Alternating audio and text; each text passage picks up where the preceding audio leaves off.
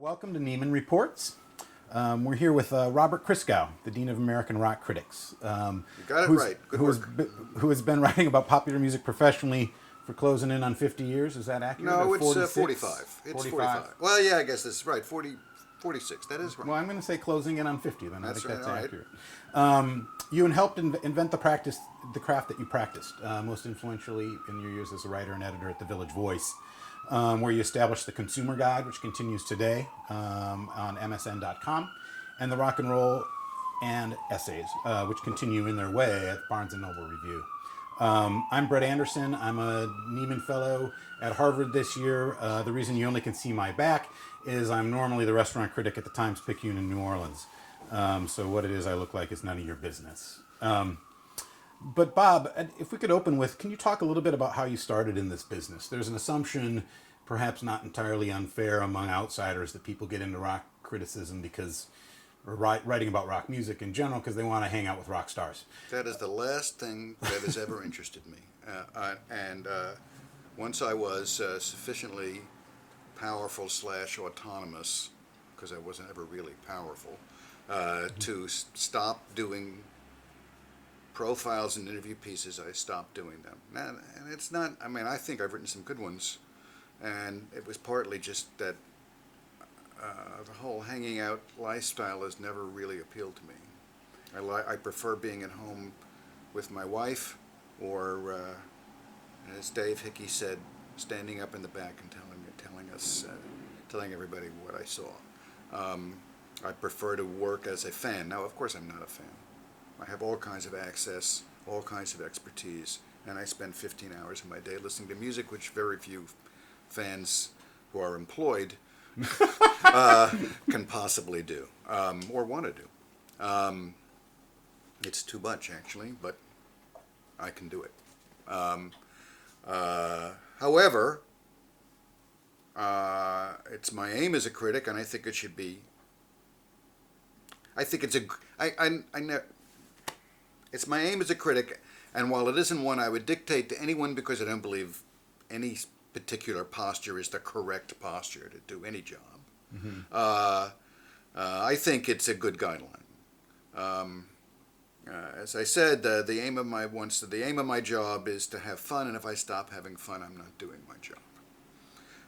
And so, despite all the foolish and ignorant people who grow in number every year as I get older, and they do too, who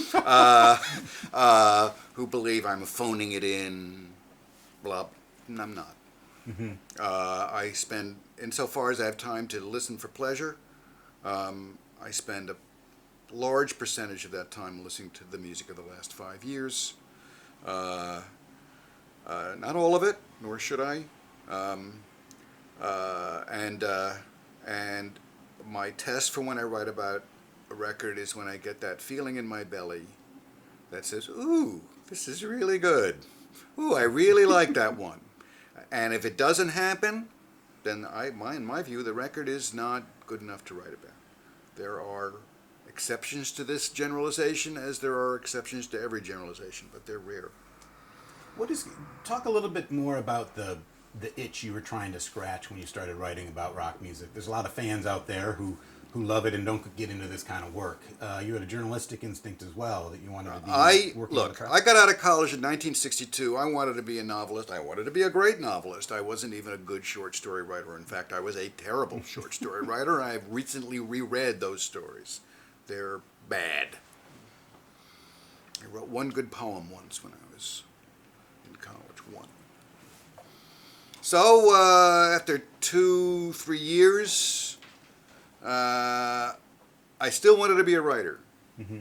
And I had a lot of experiences between 62 and 64 that persuaded me that there are other ways to write well.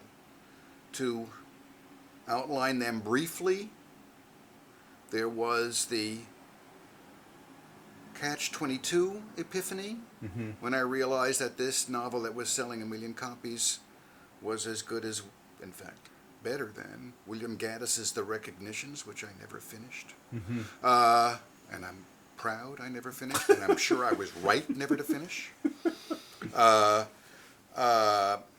Then there was the Tom Wesselman epitome when I walked into an art gallery on West 57th Street in November of '62, showing Wesselman, a pop artist who's not as well known as the Big Four, but is really my favorite next to Warhol.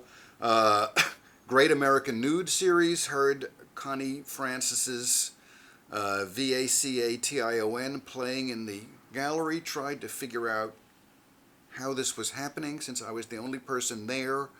And I went and looked into the office, and she didn't have the radio on, and then I discovered that the radio was in the painting. It was tuned to WABC, and while on the wall was a great masterpiece, I no longer remember which, and out the window was what looked like a garden scene from one of the Better Home magazines, collaged in, and on the couch was this pink woman with well-defined nipples,